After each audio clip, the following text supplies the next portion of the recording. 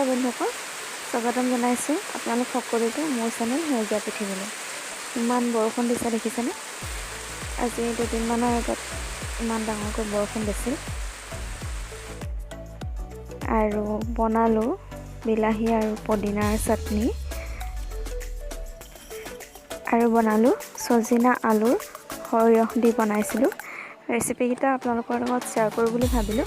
কেনে হৈছে জনাবচোন। আহক ভিডিঅ'টো চাওঁ, আৰু ভিডিঅ'টো যদি ভাল লাগে লাইক কৰিব, শ্বেয়াৰ কৰিব আৰু ছাবস্ক্ৰাইব কৰি দিব।